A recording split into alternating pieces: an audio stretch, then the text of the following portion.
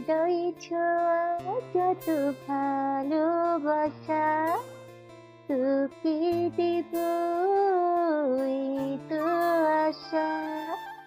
Sorry বন্ধুরা, আমাদের হৃদয়ের ছোঁয়া চ্যানেলের নাম শুনলেই আমার এই গানটাই গাইতে ইচ্ছে করে। আমাদের হৃদয়ের ছোঁয়া চ্যানেলের পক্ষ থেকে আমি রোজ তোমাদেরকে জানাই অফুরন্ত ভালোবাসা। তোমরা সবাই আমাদের হৃদয়ের ছোঁয়া চ্যানেলটাকে সাবস্ক্রাইব করে আমাদের পাশেই থাকো, প্লিজ প্লিজ প্লিজ প্লিজ বন্ধুরা। আকাশে বৃষ্টি নামছে ঝমঝম করে, রাস্তায় রাতের আলো ভিজে কুয়াশায় ঝাপসা হয়ে আছে। একটা পাতলা শাল গায়ে চাপা দিয়ে এক তরুণী দাঁড়িয়ে আছে, তার চোখে অদ্ভুত তীব্রতা, ঠোঁট কাঁপা কাঁপা প্রতিজ্ঞা। মাইশা নিজের সাথে ফিসফিস করে বলতে থাকে, যারা আমার পরিবারকে ধ্বংস করেছে আমি তাদের একে একে শেষ করব। রাশিদ খান, তোমার পরিবার থেকেই আমার প্রতিশোধ শুরু হবে। তার চোখ ঝিলিক দিয়ে যায় বিদ্যুতের মতো। ঢাকার ধানমন্ডির বিশাল এক বাড়ি, সাদা কালো মার্বেল, উঁচু লোহার গেট, ভেতরে যেন প্রাসাদ। গাড়ির ভেতর থেকে নামলো আরিয়ান খান, লম্বা হ্যান্ডসাম সুদর্শন যুবক, চোখে রাগ মুখে অহংকার। আরিয়ান ফাহিম চাচাকে দেখে তার দিকে তাকিয়ে বলে, সব ঠিক আছে তো? কোনো ঝামেলা যেন না হয়। আমি চাই শান্তি। আমার বাড়িতে শৃঙ্খলা ছাড়া কিছু বরদাস্ত করব না আমি। জি ভাবিজি, আপনার কথাই শেষ কথা। ফাহিম চাচা দেখতে পায় গেটের সামনে দাঁড়িয়ে আছে এক মেয়ে, বয়স 19 কি 20 বছর, সাদা কালো ওড়না দিয়ে মাথা ঢাকা, চোখে লুকানো আগুন। গেট খুললো ফাহিম চাচা কড়া চোখে তাকিয়ে জিজ্ঞেস করে, কে তুমি? কি চাই এখানে? কাজ চাই, শুনেছি এখানে একজন কাজের লোক লাগবে। ফাহিম চাচা সন্দেহভাজন চোখে তাকায়। মেয়েটাকে দেখতে তো কাজের মেয়ের মতো মনে হচ্ছে না। তখন বাগানের ভিতরে থেকে বেরিয়ে আসো সাহাবি খান। আরিয়ান মা সাবিয়া খান মমতার ভরা কণ্ঠে বলেন। তুমি কাজ চাও? নাম কি তোমার? মাইশা সাবিহা বেগমের দিকে তাকিয়ে বলে ওঠে, আমি মাইশা, কোথা থেকে এসেছো? গ্রাম থেকে এসেছি। বাবা নেই, মা অসুস্থ, সংসার চালাতে এসেছি। সাবিহার চোখে করুণার আভাস ভেসে ওঠে। ঠিক আছে, আমাদের বাড়িতে একজন লোকের প্রয়োজন। তুমি কাজ করবে, তোমার প্রয়োজন মিটে যাবে এখানে কাজ করে। পাশ থেকে রাশেদ খান, আরিয়ানের বাবা, যিনি নাকি একজন কঠিন মুখের ব্যবসায়ী, যদি কাজ করো তবে সৎভাবে করবে। বিশ্বাসঘাতকতা এ বাড়িতে সহ্য করা হয় না। মাইশা মাথা নিচু করে সম্মতি দেয়, কিন্তু ভেতরে নিজের সাথে বলে, বিশ্বাসঘাতকতা তো তোমাদের রক্তে। বিশ্বাসঘাতকতা তোমরাই করেছো আমার পরিবারের সাথে, আর আমি এখানে এসেছি সেই বিশ্বাসঘাতকতার প্রতিশোধ নিতে। মাইশাকে ঘরের কাজ শিখিয়ে দিচ্ছে ফাহিম চাচা। হঠাৎ সিঁড়ি দিয়ে নেমে আসে আরিয়ান খান, কালো স্যুট পরা, মুখে গম্ভীর মুখ চেহারা এবং চোখে অহংকার। তার দৃষ্টি সরাসরি গিয়ে পড়ল নতুন মানুষটার দিকে। আরিয়ান কঠিন গলায় বলে ওঠে, এটা কে? নতুন মেয়ে কাজের জন্য এসেছে বাবাজি। আম্মাজান তারে কাজ দিছে। মা, তোমার এই করুণা একদিন সর্বনাশ ডেকে আনবে। তুমি কিচ্ছু বুঝো না আরিয়ান। মেয়েটি অসহায়, আর আমাদেরও একজন গৃহ পরিচালিকা কমে গেছে, তা ও এখানে কাজ করবে। গম্ভীরভাবে হাসি দিয়ে। আরিয়ান চোখ সরিয়ে নিল, কিন্তু তার মনে কেমন যেন এক অদ্ভুত অনুভূতি খেলে গেল। পরের দিন ওই বাড়ির ছাদে একা দাঁড়িয়ে আকাশের দিকে তাকিয়ে আছে মায়েশা, চোখে জল, ঠোঁটে প্রতিজ্ঞা। নিজের সাথেই বলছে, আজ আমি এই প্রাসাদে ঢুকে গেলাম, ধীরে ধীরে আমি তোমাদের ভিতর থেকে ভেঙে দিব। রাশেদ খান, তোমার জীবন আমি অন্ধকার করে দিব। পরের দিন সকালবেলা আরিয়ানের প্রাসাদের রান্নাঘরে কাজ করছে মায়েশা, কোমরে ওড়না গুজে থালা বাসন ধুচ্ছে। এমন সময় সাবিহা খান ভেতরে ঢুকলেন। তুমি খুব ভালো, মনোযোগ দিয়ে কাজ করো, মনে হচ্ছে তোমাকে বিশ্বাস করা যায়। মায়েশা হালকা একটা হাসি দিয়ে বলে, আপনার বিশ্বাসের মর্যাদা আমি রাখবো ম্যাডাম। সাবিহা তার কাঁধে হাত রাখলেন। বিশ্বাসের সহিত কাজ করবে। তোমাকে দেখে মনে হচ্ছে তুমি পড়াশোনা করেছো। মন দিয়ে কাজ করো, অনেক দূর যেতে পারবে।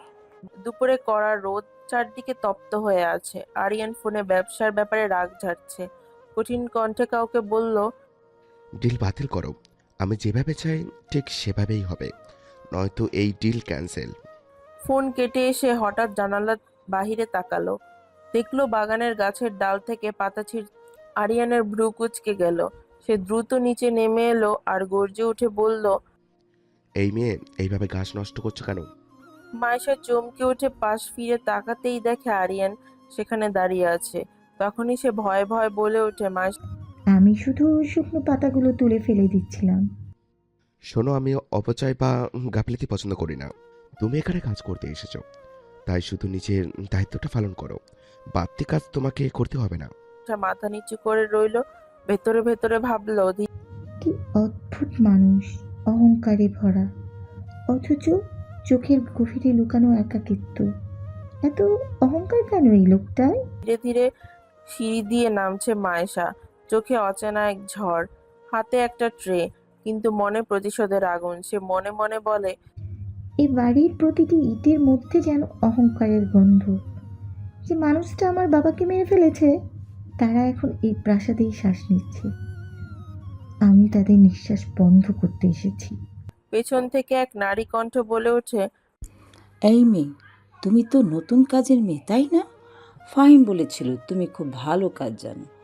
আজ থেকে আমার এখানেও কাজ করবে। কফি ট্রে আর গেস্ট রুমের দায়িত্ব তোমার। মায়েশা নম্র সুরে মাথা নাড়িয়ে বলে। জি ম্যাডাম।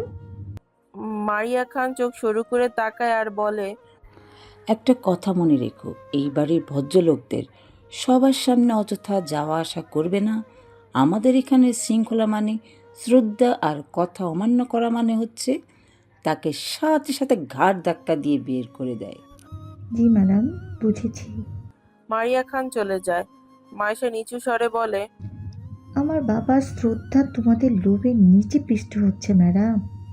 আরিয়ান বসে আছে, গায়ে কালো শার্ট, গ্লাসে আইসড কফি, ফোনে ব্যবসায়িক কথা চলছে। পেছন থেকে মায়েশা পানি দিতে এসেছে, চোখ নিচু কিন্তু কান খোলা। আরিয়ান ফোনে বলছে, আমি এই প্রজেক্টে ঢুকবো না। ওই লোকটা মৃত্যুর পর ওই প্রজেক্টটা শেষ হয়ে গেছে। আমাদের নিজের নামেই ব্যান্ড হবে, নাম হবে আরিয়ান কন্ট্রাকশন। মায়েশার হাতে গ্লাসের পানি কিছুটা ছলকে পড়ে তার শরীর কেঁপে ওঠে। শওকত সাহেব, তার বাবা। আরিয়ান ফোন রেখে ওদিকে তাকায় আর চিৎকার করে, এই মেয়ে, চোখ নেই নাকি? এখানে পানি ফেলছো কেন? পুলের পাশে এইভাবে পানি পড়ে থাকলে কেউ পা পিছলে পড়ে মারা যাবে। মায়েশা আঁতকে উঠে বলে, সরি স্যার, হাত ফসকে পড়ে গেছে, আমি এক্ষুনি মুছে দিচ্ছি। আরিয়ান কিছুটা গম্ভীর মুখে তাকায়, মনে মনে বলে, অদ্ভুত, এখন কাজের মেয়েরাও এতটাও শুদ্ধ ভাষায় কথা বলে, কিন্তু মনে হয় সিনেমার সঙ্গম মুখস্থ করে এসেছে। তখনই সাদা পোশাক পরা একজন তাচ্ছিল্যের হাসি দিয়ে এগিয়ে আসে একটা মেয়ে। এই মেয়েটা কে? একে এই বাড়িতে কে এনেছে? দেখেই বোঝা যায় গরিব ঘরের মেয়ে। আরিয়ান তানিশার দিকে তাকিয়ে বলে, ওইসব বাদ দে, ওরা আসে আর যায়, আমাদের জীবনে কোনো প্রভাব ফেলে না ওরা। মায়েশা চুপচাপ চলে যায়, চোখে জল কিন্তু ছোট এক রহস্যময় হাসি। মায়েশা নিজের মনেই বলতে থাকে, তোমার এই আত্মবিশ্বাস একদিন তোমাকে ধ্বংস করবে আরিয়ান খান। রাশেদ খান কাচের ঘরে বসে পুরনো ফাইল দেখছে। পেছন দিক থেকে মায়েশা ঢুকে, ট্রে হাতে। রাশেদ খান সেদিকে না তাকিয়েই বলে, কফি রেখে যাও, আর হ্যাঁ, কাগজপত্রগুলো ডান দিকে রাখো। মায়েশা কফি রেখে চোখটা হঠাৎ থেমে যায় এক পুরনো ছবির দিকে। রাশেদ খানের সাথে তার বাবার ছবি, কিন্তু সেটা সেখানে কেন? ছবিটাতে হাসি দেয়া রাশেদ খান। মায়েশা নিঃশব্দে বলে ওঠে, তুমি হাসছো, কিন্তু তোমার এই হাসির নিচে আমার বাবার কান্না চাপা পড়ে আছে। তখনই চোখ তুলে রাশেদ খান তাকায় মায়েশার দিকে আর বলে, তুমি কিছু বললে? না স্যার, কফিটা রেখে যাচ্ছি। সে চলে যায় দরজার বাহিরে, চোখ বন্ধ করে চোখের পানি লুকিয়ে ফিসফিস করে বলে, আজ থেকে শুরু হবে তোমাদের ধ্বংস রাশেদ খান। বিলার প্রাসাদের শুধু আরিয়ান আর আরিয়ানের মা বাবাই থাকে না, এখানে আছে রিয়াদ খান, আরিয়ানের ছোট চাচা, আর স্ত্রী মারিয়া খান, এবং তাদের মেয়ে তানিশা খান, এবং তার ছেলে আর ছেলের বউ। তারা বিলাসিতায় বাঁচে, কিন্তু তাদের কথায় থাকে তুচ্ছ-তাচ্ছিল্য। আর এই বাড়ির সবচেয়ে পুরনো কাজের লোক ফাহিম চাচা, যে এই পরিবারের উঠানামা সবকিছু নিজের চোখে দেখেছে। বাড়িটারে মাঝে মাঝে মনে হয় যেন একটা রহস্যময় গোডাউন। কোনো দিকের পানি কোন দিকে যায় কিছুই বুঝি না।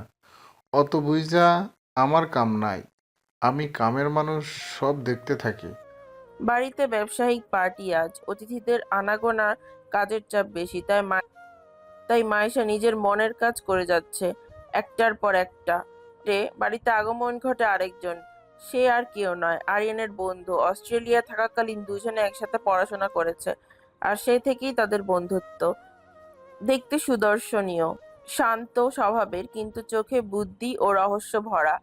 মারিয়ার চাচা ইভানকে বলতে থাকে, অবশেষে আমাদের বাড়িতে এলে তাহলে?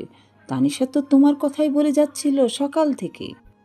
তানিশা লাজুক ভান করে আর বলে, আরে মা, কি বলো? আমি তো এমনি জিজ্ঞাসা করছিলাম। ইভান হাসে, কিন্তু তার দৃষ্টি পড়ে দূরে দাঁড়িয়ে থাকা একটি মেয়ের দিকে। মুহূর্তেই যেন কিছু একটা সংযোগ ঘটে। ঘোমটার আড়ালে মেয়েটির পুরো চেহারা না দেখতে পেলে মেয়েটির চোখ দুটো থেকে যেন দ্রুতি ছড়াচ্ছিল। ইভান মনে মনে বলে ওঠে, অদ্ভুত চোখের দৃষ্টি। কে এই মেয়ে? ওর চোখে এমন এক কথা আছে যা মুখে আসে না। এদিকে আরিয়ানের দৃষ্টি পড়ে ইভানের ওপর। আরিয়ান খেয়াল করে ইভান কোনো একদিকে তাকিয়ে কিছু একটা ভাবছে। সেদিকে দৃষ্টি দিতে সে দেখতে পায় দূরে দাঁড়িয়ে আছে মায়েশা। আরিয়ান তা দেখে চোখগুলো লাল করে ফেলে। ঠোঁটে কঠিন এক হাসি টেনে এনে ইভানের কাছে এসে বলে, ওইদিকে তাকাতে হবে না ভাই, ওইটা আমাদের ক্লাসের না। ইভান শান্তভাবে বলে। আরিয়ান তাকিয়ে থাকে ইভানের মুখের দিকে। আরিয়ানের চোখে অহংকার আর মায়েশার চোখে প্রতিশোধের ছায়া আরো গাঢ় হয়। আকাশে খুব বড় সুন্দর চাঁদ উঠেছে প্রতিদিনের মতো। মায়েশা আজও ছাদের সে কর্নারে দাঁড়িয়ে আকাশের দিকে তাকিয়ে আছে। বাতাসে উঠছে তার চুল, মনে প্রতিজ্ঞা জেগে উঠেছে মায়েশার। ডায়েরির পাতার লেখাগুলো মনে মনে বলতে থাকে, বাবা, আজ আমি সেই বাড়িতে যেখানে তোমার বিশ্বাস মরে গিয়েছিল। তোমার মৃত্যুর কারণ যে মানুষ, আজ আমি তার পরিবারের ছায়ার মতো ঢুকেছি। এই প্রতিশোধ এখন আমার জীবনের নিঃশ্বাস। পেছন থেকে ভেসে আসে আরিয়ানের কণ্ঠ। এই মেয়ে, তুমি এখানে কি করছো? মায়েশা চমকে উঠে ঘুরে দাঁড়ায়, আরিয়ানের দিকে তাকিয়ে বলে, আকাশ দেখছিলাম স্যার। আরিয়ান তাচ্ছিল্যের সুরে বলে ওঠে। তুমি কাছের মেয়ে, আকাশ দেখার বিলাসিতা তোমার জন্য নয়। মায়েশা নীরব থাকে, কিন্তু তার চোখে এক স্ফুলিঙ্গ, যা বোঝায় প্রতিশোধের ঝড় এখনই উঠতে যাচ্ছে। ধানমন্ডি ৭ নম্বর রোডে দাঁড়িয়ে থাকা বিলাসবহুল প্রাসাদটা যেন এক অন্য জগৎ। ঢুকলে দেখা যায় সোনালী আলোর ঝলকানিতে ঘেরা এক রাজপ্রাসাদ। বিশাল মার্বেলের ফ্লোর, পাশে ফুল ভরা গার্ডেন, আর পেছনের দিকে নীল আলোর সুইমিং পুল। এ বাড়ির মালকিন সাবিয়া খান, যাকে প্রথম দেখে বোঝার উপায় নেই আসলে তার চরিত্রটা কেমন। অহংকারে ভরা এক নারী, তবুও মনের কোথাও যেন একটা নরম ছোঁয়া রয়েছে।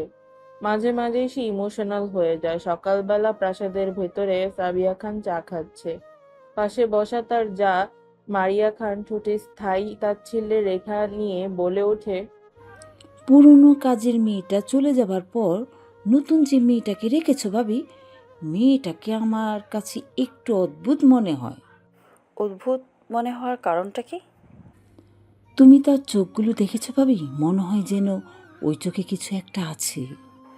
খুব ভালো তো, চোখ দেখেই সব কিছু বুঝে ফেলতে পারো। তো এখন এই ট্যালেন্টটা নিজের ছেলের বইয়ের কাজে লাগাও। কোথায় যায়, কি করে, সেগুলো পড়তে শেখো। এই কথা বলেই সাবিহা বেগম সেখান থেকে চলে যায়।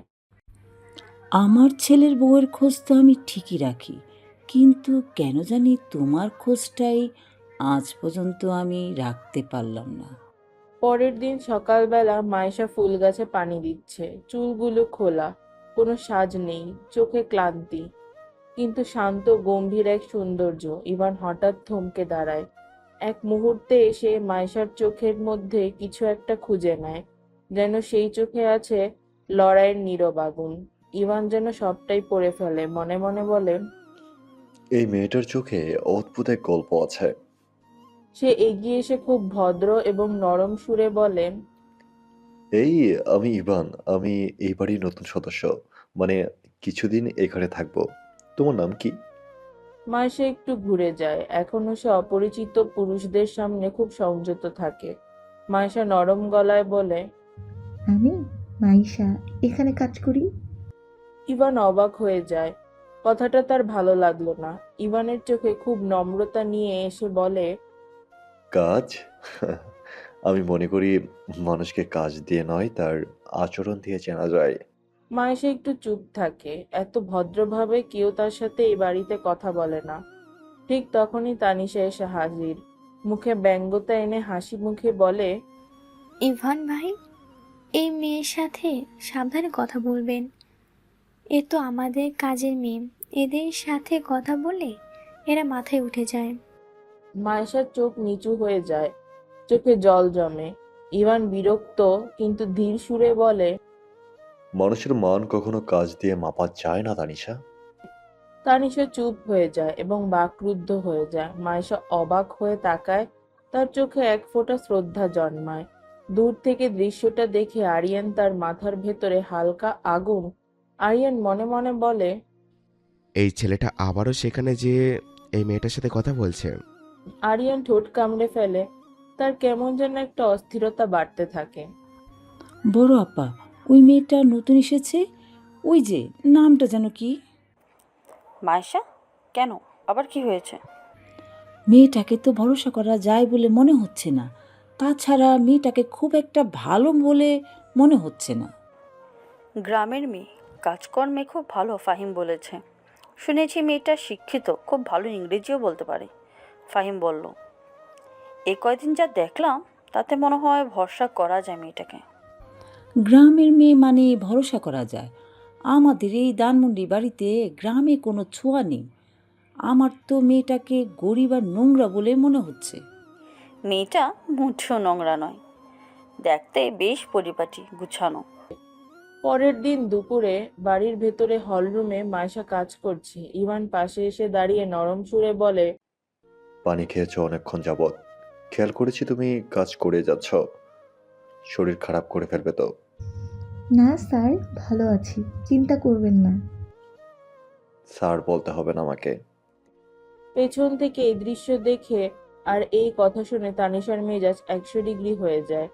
সে সোজা এগিয়ে আসে, ওদের সামনে ব্যঙ্গাত্মক স্বরে বলে, বাহ, কাজে মেয়েদের দেখি আমাদের সিনিয়রদের সাথে দাঁড়িয়ে দাঁড়িয়ে গল্প করার সাহস হয়ে গিয়েছে।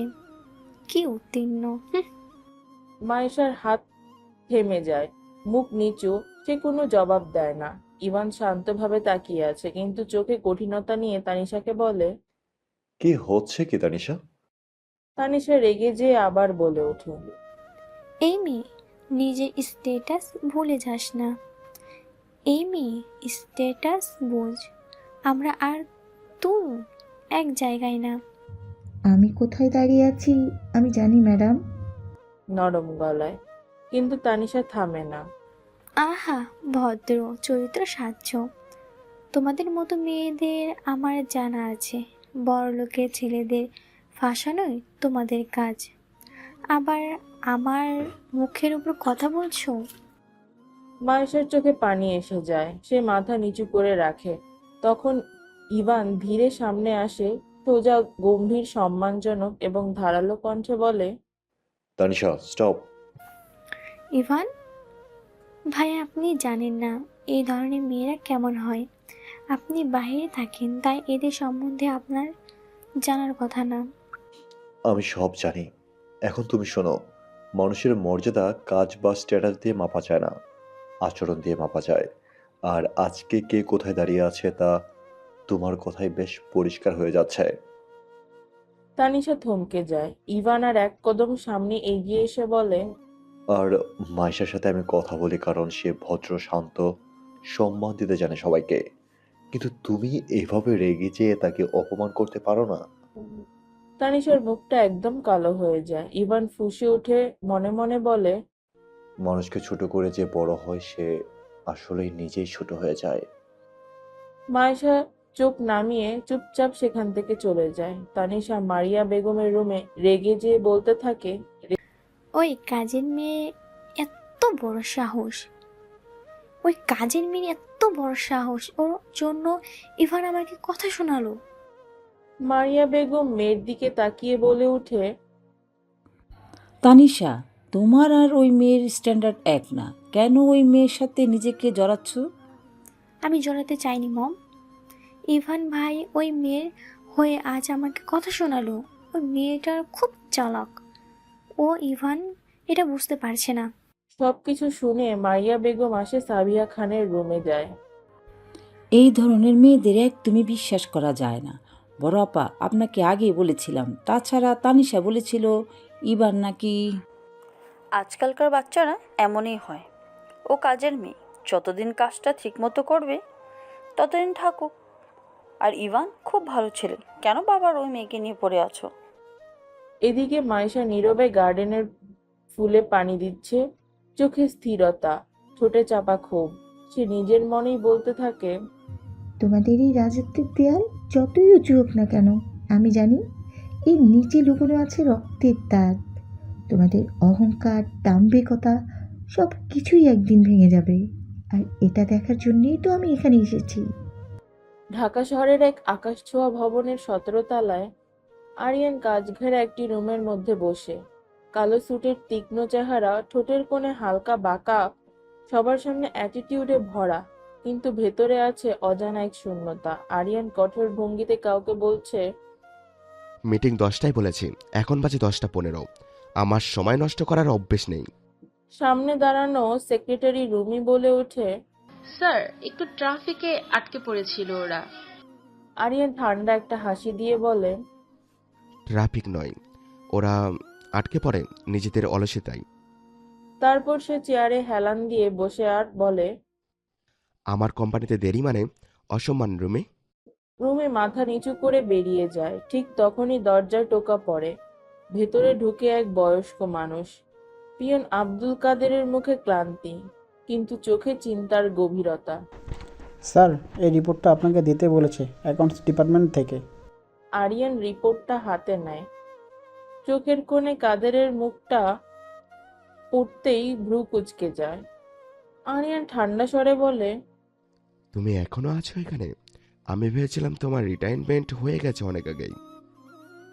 কাদের মৃদু হাসি দিয়ে বলে, স্যার, সময় চলে যায় কিন্তু সত্যিটা যায় না। কেউ কেউ থেকে যায় কিছু কারণের জন্য। আরিয়ান ভ্রু উঁচিয়ে তাকায়, কিন্তু কাদেরের কোনো ব্যাখ্যা না দিয়েই ধীরে ধীরে বেরিয়ে যায়। মাইশা আরিয়ানের রুমের সামনের করিডোরের কোণায় দাঁড়িয়ে আছে। তাদের আলোয় যেন ভেসে যাচ্ছে করিডোর। মাইশা চুপচাপ সেখানে দাঁড়িয়ে আছে, কিছু একটা ভাবছে। হঠাৎ পেছন থেকে খুব গম্ভীর একটা কণ্ঠ ভেসে আসে। এখানে এইভাবে একা একা ঘোরাফেরা করার অনুমতি কে দিয়েছে তোমাকে? মাইশা চমকে ঘুরে তাকায়। আরিয়ানের হাতে ওয়াইনের গ্লাস, চোখে তাচ্ছিল্যের ছোঁয়া। মাইশা নরম সুরে বলে, আমি আমার কাজ করছিলাম স্যার। আরিয়ান হাসে আর বলে, ও, কাজ? তাও আবার আমার রুমের সামনে? রুক্ষ অ্যাটিটিউডওয়ালা লোকটা আবার হাসতেও জানে নাকি? আরিয়ান ধীরে ধীরে এগিয়ে আসে মাইশার কাছে। তার পেছনে দাঁড়িয়ে বলে ওঠে, এই বাড়িতে সবাই কাজ করে, কিন্তু সবার নিজের সীমা জানে। তুমি যেন ভুলে না যাও তোমার সীমাটা। মাইশার দৃষ্টি নামিয়ে নিচু স্বরে বলে, আমি জানি স্যার, কিন্তু কেউ কেউ সীমার ভিতরে থেকেই তো অন্যের জীবন নষ্ট করে। আরিয়ান ভ্রু কুঁচকে বলে, কি বললে? মাইশা মৃদু হাসে আর বলে, কিছু না স্যার, চাঁদটা সুন্দর লাগছিল এখান থেকে, তাই দাঁড়িয়ে দেখছিলাম। আরিয়ান এক মুহূর্ত স্থির হয়ে তাকিয়ে থাকে। মেয়েটার চোখে যেন এক অজানা আগুন দেখতে পায়, যা তাকে কিছুটা বিভ্রান্ত করে দেয়। আরিয়ান নিজের মনেই বলে ওঠে, এই এই মেয়েটার চোখে এমন দৃষ্টি কেন? যেন কিছু জানে, কিছু খুঁজছে। হঠাৎ করে একটা ফোন কল বেজে ওঠে গভীর রাতে। ফোনের আওয়াজে ঘুম ঘুম চোখে ফোনটা হাতে নেয় সাবিহা খান। ওই পাশ থেকে গম্ভীর ধীরে একটি কণ্ঠ ভেসে ওঠে। কেমন আছো সাবিয়া? তোমার আরামের ঘুমকে ডিস্টার্ব করে দিলাম মনে হয়। সাবিহা বেগম চমকে উঠে বলে, কে তুমি? সাবিয়া, আমাকে সেটা না হয় পরেই জানাবে। কাজের কথা শোনো, তোমার বাড়িতে একটা মেয়ে এসেছে কাজের। ওকে তুমি তোমার অফিসে একটা কাজ দাও। তার মধ্যে একটা শক্তি আছে। মেয়েটা শিক্ষিত, ভদ্র। তুমি চাও আর না চাও, ও তোমার জীবনে প্রয়োজন। সাবিয়া বসা থেকে দাঁড়িয়ে যায়, গলাটা শুকিয়ে আছে। চাপা রাগ নিয়ে বলে, তুমি কি করে সব কিছু জানো?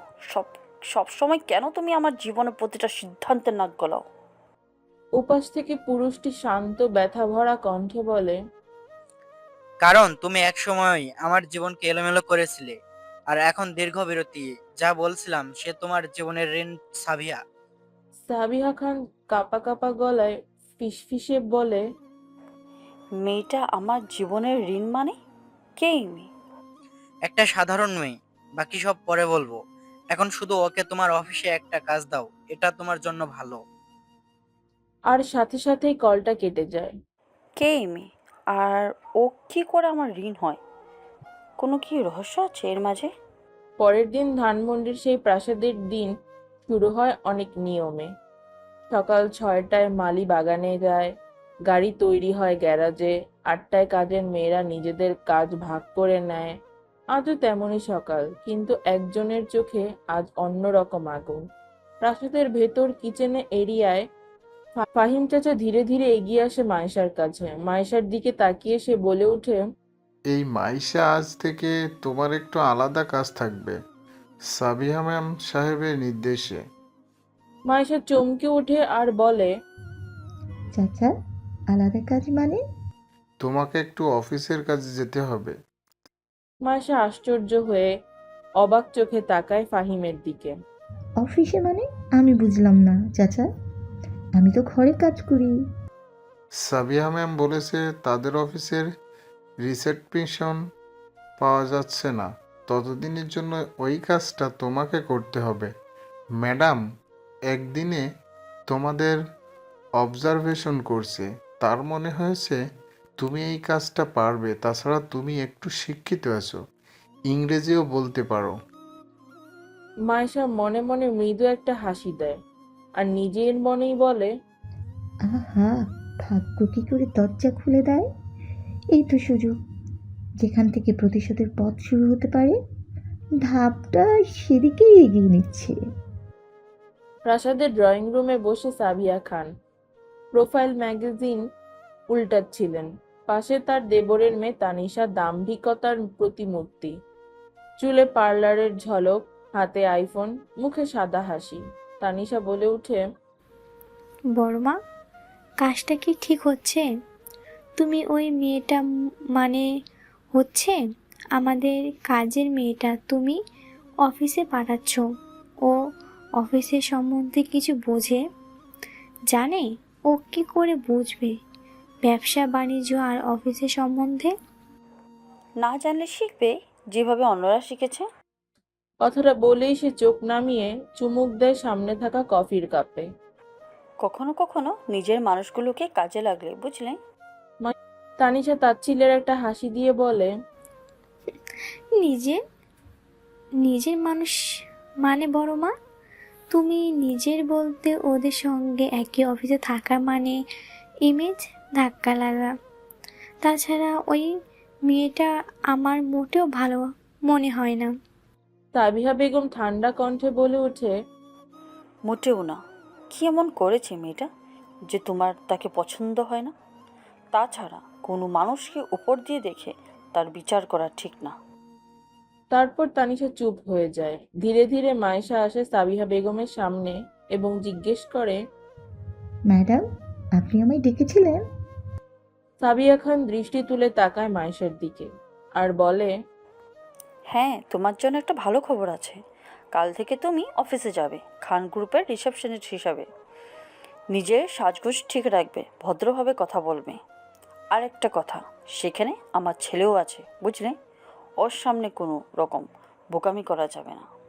মায়েশা হালকা একটা হাসি দেয় আর বলে, না ম্যাডাম, আমি জানি আমার জায়গাটা ঠিক কোথায়। সাবিয়া খান দৃষ্টি গম্ভীর করে আর বলে, ভালোই হবে যদি সেটা মনে রেখো। মায়েশা নীরবে মাথা নিচু করে দাঁড়ায়, চোখের নিচে জমে থাকা এক তীব্র আগুন। কিন্তু সে সেটা লুকিয়ে রাখে সাবিহা বেগমের হাসির নিচে। ঢাকা শহরের কেন্দ্রে সেই বিশাল বিল্ডিং, চাকচিক্যে ঝলমল করা রিসেপশন, সেখানে আজ নতুন একটা মুখ, নতুন গেটআপে হাজির একজন সাদা শার্টের সিম্পল পোশাকে, কিন্তু চোখে আত্মবিশ্বাসের ঝিলিক। তুমি কি নতুন? জি, সাবিহা ম্যাডাম আমাকে পাঠিয়েছেন। রিসেপশনে কাজের জন্য এসেছি। সাবিহা ম্যাডাম যেহেতু পাঠিয়েছে, নিশ্চয়ই ভালো করে কাজ করবে। এই অফিসের শৃঙ্খলা খুবই কড়া। আরিয়ান স্যার ভুল পেলে ছেড়ে কথা বলে না। মায়েশা হাসি চেপে রেখে বলে, জি ম্যাম, আমি জানি সেটা। আমি ওনার নিয়মের কথা শুনেছি। রুমির চোখ ঘুরিয়ে নিয়ে বলে, নিয়ম না বলা যায় অত্যাচার। যাই হোক, সাবধানে থেকো।